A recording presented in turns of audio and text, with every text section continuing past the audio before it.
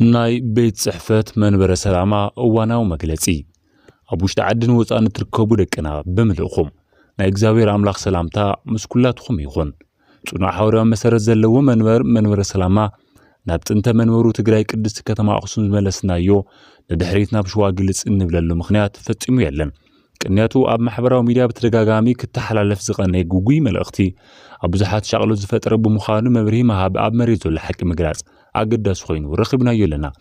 أب هاجر أستراليا هاجر سبكت لك باباس خوين مستمدو أبونا سلامة أبنا يقلي ميدياتات فنوتو برهان ميديا نيتورك كمون دبيت ميديا براخشون ناوت زم حلال فوزي قبو ملأختي حزب كريستيان زيد ناقر حدنت محبر كانت زشرشر أب محاورا ميديا بيت كريستيان وشتي عدنو صانا فايلا زفتر خوين سلازرخبنايو حزبنا كي حزن بتيزن زحزلو زي سرع ورا حزبنا خونا قلقلتنا تسفاك يقرصو كي دناغرون ازي قصل زلو ملسكنب تجديدنا عنا باتراريك وي اقاوي منبر كلونا زي دليو ناب አዲስ አበባ ክምለስ ስለ ዘይደልዩ ፓትርያርክ ከይንመርጽ ኸልኪና ዝበልዎ ፍጹም ጌጋዩ ምክንያቱ ንሕና ብጽወ ቅዱስ አቡነ ማትያስ ክሳብ ዘለው ፓትርያርክ ዮም ኢልና በቅዱስ ሲኖዶስ ጉባኤ ወስና ዝሓደርና ኢና ከምዚ እንትንብል ብዙሕ ምክንያት ከም ዘለና ግልጽ እዩ አቡነ ሰላማ ግና ነቲ ናይ ቅዱስ ሲኖዶስ ትግራይ ብስምምዕ አፍሪሶም ብናይ ባዕሎም ድሌት ካብ ኣሕዋቶም ተፈልዮም ይኸዱ ምህላዎም ዝክፍለጥ ይግባእ بمسارات نمنتهي علامة كوميولو كم زلوا نمجمعتو سجم يكون زتشاملو علامة نبيت كريستيان نمؤمنان كجلجول منبر زيلن زي تبعلن كزاربو كم زي خانو خلو ردوا يو بجس سبكة وانجيل تخلكلنا سبكة وانجيل ناب مريت كي ورد انقفات خوينو منا نزبلوه أو نسلما على حلاف سبكة وانجيل خوينم تشيمم نستمدوا حلاف النت بأقباو كسر حسل زتبدلهم بجت حاتيتهم عبمو علو كي وعلو لكباباسات تجري كوكسو أي جبان نمر سلامك تصرف كابز جبرو حادون يوم مخري زي يسمعوا بوننام بزخدو قدوس سينودوس زي محاضرو عب ميديا معلم جيرم نهلو تمنور كم زي سرح جيرم زناجر وزلو منبر سلامة نايم بتان علامة زلو ملختي كم حلالف كبا يكونن أبونا سلامة أب منبر سلامة سلس عينات باباسات هلون زبلو جوجي حابريتا حدا نبادي سابا نملس زبلت تسابع حيلي አሎ እንኳን በስና ረኸብኩም በር አይሞቆና ይቆርኒ ዝብል አካል አሎ መንበር ሰላማ መንበር እዩ ክፈርስ የብሉን ዝብሉ ኃይል አሎ በመባል ህዝብን ምድነጋር ዝሕለፈው መልእክቲ ሙሉ በሙሉ ጌጋ አብ መሬት ዘየለ ወረዩ አትግልጽ ኮን ዘለው ሐቅ ግና ቡጻን አቡ ሊቀ ጳጳሳት ኦርቶዶክስ ተዋሕዶ ቤተክርስቲያን ትግራይ አብ ሰለስተ ይኹን አብ ክልተ ዝተመቀለ አካል ይብልናን ናይ አቡነ ሰላማ ውሽጣው ድሌት ግና በዓለም እዮም ዝፈልጥዎ مسينودوس إثيوبيا زنبرنا ركب استبتخا أبتوان كنات بيت كريستيان تجري بحفشة أبنصها زيجاتات زبس حزن برسقاي مكرا موت برسة تطون خبل بوانو ناب سينودوس إثيوبيا حديثنا من ورنا زر سعي كونن يخونن بر سينودوس بيت كريستيان إثيوبيا أبتجزية أمام إذن بمحاب كسمعنا يقالون قادا أصابع كريستيانات خبرسان ويات قدسات كزمت أبنت ممهران كهانات دياقونات نكحردو سمنة مارو أب عامتو كورو بعالو قفعي كتوف تشافو دك آنسيو بعس لنخدفرا موتن سدات نصوحان زيقاتات تتناخيو نخطل سينودوس إثيوبيا فاينانساو حاجز يقابرو نيريو ካልኦት አባላት ሲኖዶስ ድማ ናብ ግንባር እናኸዱ ንሰራዊት ኢትዮጵያ ሞራል እንትህቡ ኣብ ዝተፈላለዩ ሚድያታት እናወጹ ናይ ጽላእ ስብከት ይሰብኹን ኣብ ሃገር ኣሜሪካ እናኸዱ ዕርቀ ሰላም ክካየድ ብግልጽ ይቃወሙ ከም ዝነበሩ ድማ ዝርሳዕ ኣይኮነን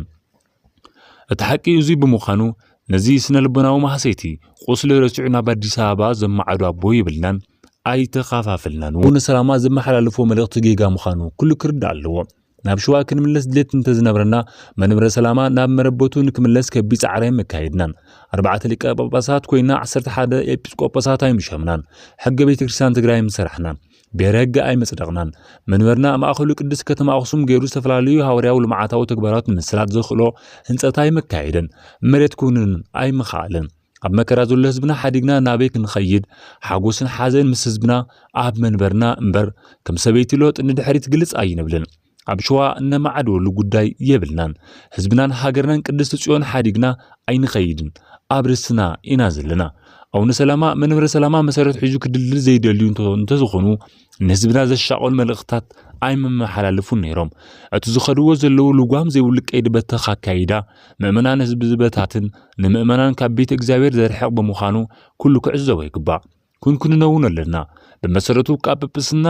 ሙዓል ማለት ኣብ ሚድያ ኩዕሉ ዝግባእ ኣይመነበረን እዩ መንበረ ሰላማ ጸጋዶ ሓደጋ ከምኡውን ህይወት ዶ ሞት ዝብል መጽናዕታው ሰነድ አቅሪበ እየ ሰማዓሲ ነዝበልዎ ካብ ርእስን ትጅምር መንበረ ሰላማ ጸጋ እምበር ሓረጋ ከም ዘይኾነ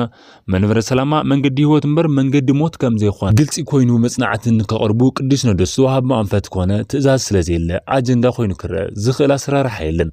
ከረም ዝግብኦ ነገር እንተሃልዩ ትኩረት ዝግብኦ ጉዳይ ከም አባል ሲኖዶስ መጠን ካብ ዝግብኦ ቦታን ግዜን አጀንዳ ናትሒዞም ክምራሕ ክገብሩ እናተገበአ መጽናዕታው ጽሑፍ ሰሪሕኩም አቅርቡ አብዘይ ተባሃልሉ ኩነታት ሐዋኺ ዝኾነ ጽሑፍን መብታን ካብ ሓደ በማዕረግ ሊቅጵጵስና ዝፍለጥ አቦ ትጽቢት ዘይግበረሉ ዘይነብሩን ምዃኑ ክርዳእ ይግባእ መሰረቱ ግና አቡነ ሰላማ አብ ማእኸል ስራሕ ረብሻን ህውከትን እምበር ተሰማሚዖም ከም ዝሰርሑ አይኽእሉን አነ ዝበልክዎ ጥራሕ ይስምዑኒ ካብ ማለት ዝሓለፈ ሃናፅ ሓሳብ ሒዝካ ናይ ምቕራብ ልምዲ ዘይብሎም ምዃኖም ምርዳእ ተኻኢሉ እዩ ኩሉ ክርዶ ዘለዎ ነገር ቅዱስ ሲኖዶስ በመንፈስ ቅዱስ ምራሕ ቅዱስ ጉባኤ እምበር ናይ ውልቀ ሰብ ሓሳብ ስለ ዘይኮነ ናይ ኣብዚኣ ሓሳብ እታ ኣብ ሚድያታት ዝነጽሕዎ ዘለው ዘይምዑሪ ዘረባ ተቐበልነት የብሉን አቡነ ሰላማ ናይ መርሕነት ውድቀት ገጢሙና እዩ እቶም ዘለው መርሕትና ክመርሑ ኣይከኣሉን ዓቕሚ የብሎምን ዝበልዎ ናይ ትዕቢት ንግግር እዩ ንሕና ፖለቲከኛታት ኣይኮንናን ከም ኣቦታትና ሐዋርያት ንእግዚአብሔር ብጸሎት እናጠየቕና ንመርሕ ነምህር ኣለና ከም ፍቃድ እግዚአብሔር ወጻኢን ትሰርሕ ነገር ከም ዘየለ ድማ ንኣምን ናይ አቡነ ሰላማ ሓሳብ ግን ኣነ ጥራሕ የመሪሕነት ዝኽእል ንዓይ ምረጡኒ ዝዓይነቱ ጎስጓስ ኣብ ሚድያ ምክያዶም ምስ ጵጵስና ስርዓተ ቤተ ክርስቲያን ፈጺሙ ክኸውን ኣይኽእልን እዩ ቤት ጽሕፈት ቅዱስ ሲኖዶስ ኦርቶዶክስ ተዋህዶ ቤተ ክርስቲያን ኮነ ቤት ጽሕፈት መንበረ ሰላማ ላዕለዋይ ቤተ ክህነት ትግራይ ግና ምስ ኩሎም ኣህጉረ ስብከት ተናቢቡ ብፍቃድ እግዚአብሔር ዝሰርሕ ዘሎ ምዃኑ ደቅና ክርድኡ ንደሊ መግለጽ ንምሃብ ዝተገደድናሉውን ዓላማ ንዙ እዩ ሕገ ቤተ ክርስቲያን ብሔረ ሕግን አመልኪቶም አቡነ ሰላማ ኣብ ዝተዛረብዎ ተሓቲሙ ኣብ ሸልፍ እዩ ተደርዲሩ ዘሎ ኣብ መሬት ናብ ታሕቲ ክወርድ ኣይከኣለን ዝበልዎ ዘይሚዛናዊ ሓሳብ እዩ መንበረ ሰላማ ብሔረ ሕግ ኣሕቲሙ እዩ ሃገረ ስብከታት እውን ናውስዳ ኣብ ምክፍፋል ይርከባ ናይ ግንዛቤ መድረኻት ዘካይዳ ኣህጉረ ስብከት ምህላውን እውን ግልጽ እዩ ናይ ሕጊ ጉዳይ ብሓንጻሕ ዝውዳእ ከም ዘይኾነ እውን ምርዳእ የድሊ ብተወሳኺ ቅዱስ ሲኖዶስ ናብ መሬት ወሪዱ ብስራሕ ይፈተሽ ዝተኻኸል ይስተኻኸል ዝብል ውሳነ እዩ ተዋሂቡ እቲ ዝገርም ኣብ ወፃኢ ሃገራት ዘሎ ብፃና ቦታት ወሲዶም እናከፋፈሉ እናሃለው አቡነ ሰላማ ግና ኣብ ስራሕ ስለ ዘለው ናብ ሃገረ ስብከቶም ወሲዶም ከከፋፍሉ ስለ ዘይከኣሉ ኣብ ሸልፍ እዩ ተደርዲሩ ዘሎ ክብሉ ሓቆም እዮም ንነብሶም ሓላፍነቶም እምበር ንኻሊእ ክወቕሶ የብሎምን ብዕረ ሕጊ ምስ ተሓድሽ ሕጊ ምዃኑ ቀስ ብቀስ እናኣመንካ መሃብ ስለ ዘደሊ ሎሚ ኩሉ እንተዘይተፈፂሙ ሞይተ ይሓድር ኣለኹ ዝዓይነቱ ፈኸራ ዘኺድ ኣይኮነን ስርዓት ሕጊ ብምትእማን ብምርዳእን ዝስራሕ እምበር ንምእመናን ነፃዓና ሕጊ ክህሉ ኣይግባእን አቡነ ሰላማ ግና ኣብ ህዝቢ ተቐባልነት ዝተርፈሎም መሲልዎም ንኽብሪ ኣቦነቶም ዘይምጥን ስራሕ ይሰርሑ ምህላዎም ኩሉ ክርዳእ ይግባእ ያእኽለኩም ክበሃል እውን ኣለዎም ተቆጻጻሪ ላዕለዋይ ፓትርያርክ ኮነ ዓቃቢ መንበር ኦዲተር ስለ ዘይብልና ናይ ምእመናን ገንዘብ የባኽን ይውረር ኣሎ ዝበልዎ መሰረት ዘይብሉ ስሑት ዘረባ ጥራሕ ዘይኮነሲ ምእመናን ኣብ ኣቦታቶም መንፈሳዊ መራሕቶምን እምነት ክስእኑ ካብ ምጽዋት ዝኽልከሉ ዝገብር በታን ሓሳብ እዩ ከምቲ ዝፍለጥ ኣርባዕቴና ብፁዓን ኣቦውን ሊቀ ጳጳሳት ትግራይ ብፁዕ አቡነ ኢሳያስ ብፁዕ አቡነ መቃርዮስ ብፁዕ አቡነ መርሃ ክርስቶስ ብፁዕ አቡነ ጴጥሮስ ናይ ህጉረ ስብከት መካየድ ስራሕን ሊቃውንት ቤተ ክርስቲያንን ተኣኪብና መንበርና መንበረ ሰላማ እንትንምልስ ገንዘብ ንምውራር ሃፍቲ ንምኽዕባት ኣይኮነን ሲኖዶስ ኢትዮጵያ ሰይጣን ይሓይስ ዝብሎ ደግማዊ ስሕተት ዝፈጠሩ ሰባት ብዘይምውጋዙ ጄኖሳይድ ስለ ዝኣወጁልና ወጊኑ በጀት ከልክሉና ብናይ ገንዘብ ሓገዝና ጨፍጨፍና ኣባዶ ኢድና ንእግዚአብሔር ኣብ ውሽጢ ዓዲ ብዝበለጸ ዲያስፖራ ተጋሩ ብዝገበሩልና ናይ ገንዘብ ሓገዝ ተሓጊዝና ኢና ዓርስና ኽኢልና መንበርና መሊስና ዝወረናዮ ገንዘብ ኮነ እንወሮ ገንዘብ ፈጺሙ ከም ዘየለ ኩሉ ግልጽ ክኾነሉ ይግባእ ስለዚ አቡነ ሰላማ ግና ብተልእኾ ድዩ ወይስ ብኻሊእ ነዛ መንበር ምብታን ኣብ ሚድያ እናወፁ ይሰርሑ ስለ ዘለው ዓገብ ክበሃል ይግባእ ኳዳስ ብሓገዝ ሰበብ ገንዘብ ምእመናን ብዘይ ኣግባብ ብዘይ ቁፅፅር ዝብትኑ ዘለው ካብ ምሕደራ መንበረ ሰላማ ወፃኡ ኮይኖም ዝንቀሳቐሱ ዘሎ መንበረ ሰላማ ብዘይፈልጦ ውልቀ ሰባት መማኸርቲ ከይዶም ዝኸዱ ዘለው አቡነ ሰላማ እዮም መንበረ ሰላማ ንብፁዓን ኣቦው ሊቃነ ጳጳሳት ንምንቀሳቓሲ ሐዋርያዊ ግልጋሎት ንዘዕበይዎም ጽጉማት ኢሉ ዝወሃቦም ገንዘብ ግና ፍሉጥ ኦዲት ዝግበር ንሰርከ ህብሰ ማለት ንሰርከ ህብስት ዝኾን ንድኻሞም ዘይምጥን ዓስቢ እዩ ሓቂ ንምግላጽ ዝኣክል አቡነ ሰላማ ግን መንበረ ሰላማ ዘይፈልጦ ኣብ መንበር ይገዝኦም ሓደ ካሜራማን ዋርድያታት ጋዜጠኛ ናይ ገዝኦም ሰራሕተኛ ገዛ ክራይ ናይ መኪና ነዳዲ ዘውጽዎ ወጻኢ መሃያን ከም ዘለዎም ዝተረጋገጸ እዩ በመሰረቱ ግን እቲ መንበረ ሰላማ ዝኸፍሎም ገንዘብ ንዝኹሉ ዝሽፍና ኣይኮነን እቲ ሕቶ ካበይ የምጽእሞ እዩ እዚ ኩሉ ዝኸፍል ወንድ ዘለው ዝብል እዩ መልሱ ግልጽ ዝተፈጠረ እዩ ናይ ምእመናን ገንዘብ ብዘይ ቁጽጽር ብዘይ ኦዲት ብስም ህጹጽ ሓገዝ የባኽንዎ ኣለዉ ብስም ጽጉማት ለሚኖም ዝኣከብዎ ገንዘብ ከም ድላይም ዝገብርዎ ዘለው ኣቡነ ሰላማ እምበር መንበረ ሰላማ ኣቡነ ሰላማ መንበረ ሰላማ ካብ ዝሰርሕ ኣብ ናይ ሓባር መንበሪ ሊቀ ጳጳሳት እኳ ክነብሩ ኣይከኣሉን መንበረ ሰላማ ግን ትካል እዩ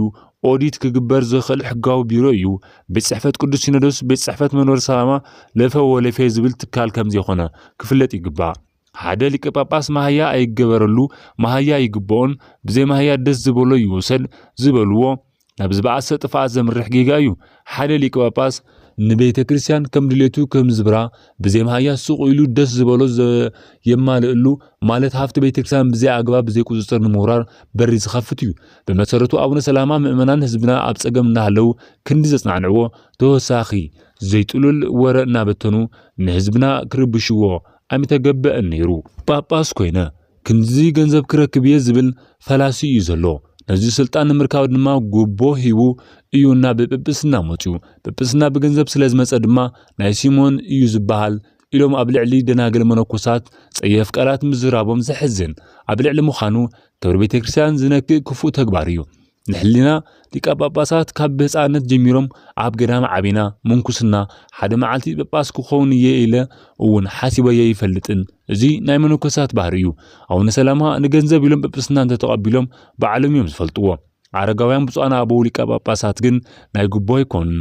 ዘየለ ጠቐነ ምዝራቡን ኃጢአት እዩ ኣቡነ ሰላማ ናብ ልቦም ክምለሱ ድማ ንጽውዕ ናይ ማሕበረ ቅዱሳን ሻንጣ ገንዘብ መልዩ ገዛ ንገዛ ናብ አቦታትና ኸዲ ይወሃቦም ኣሎ ናብ አዲስ አበባ ከይድና ሕውስና ክንብሊና ዝብል ሓይል ኣሎ ዝበልዎ ዘይጥሉል ናይ ፈጠራን ወረ እዩ እዚ ኮነ ኢሎም ምእመናን ናብ ጥርጥር ንምእታው ዝነዝሕዎ ወረ እምበር ብፁዕ አበው ሊቀ ጳጳሳት መንበረ ሰላማ ናብ 4 ኪሎ እንተኸድሉ ምኽንያት የብልና ካብ 4 ኪሎ እቲ ኣብ ትግራይ ዘሎ ጸጋ እግዚአብሔር ከም ዝበልጽ አጽብቕና ንፈልጥ ንኣምን ኣብ ውሽጢ ዓዲ ወፃን ዘለኹም ደቅና ኣባና ኣቦታትኩም ከይትጠራጠሩ ህዝብና መንበርና ዓድና ቅዱስ ጽዮን ሓዲግና ናብ አዲስ አበባ ዝኸይድ ምኽንያት የብልና የገዳስ ኣቡነ ሰላማን ርሶም ከም ሓደ ፓትርያርክ ቆጺሮም ደብዳቤና ጽሓፉን ማሕበራዊ ሚድያ ከም ሓደ መመክሕ ፍልጠት ወሲዶም ዘይተባሃለ ኣብ መሬት ዘለ ኣሎ እናበሉ ስራሕትና በአግባቡ ኣብ ግዜና ክንሰርሕ ይርቡሽና ይተኣዋጉልና ከም ዘለው ሁሉ ክንፈልጦ ይግባእ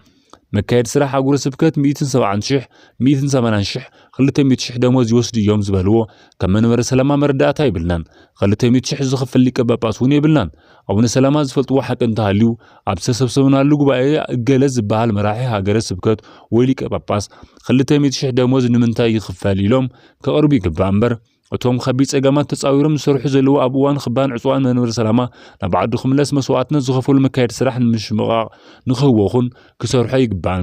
ኣቡነ ሰላማ ብዛዕባ ማህያ ስራሕ መካየቲ ካብ ጉባኤ ሲኖዶስ ተዘሪዞም ኮነ ሪፖርት ገይሮምና ኣይፈልጡን ሕዝውን እገለ ዝተባሃለ ሊቀ ጳጳሳት ወይ ስራሕ መካየዲ 200,000 ይወስድ እዩ ኢሎም መርዳእታ ከቅርቡ ዝኽእሉ እንተኾይኖም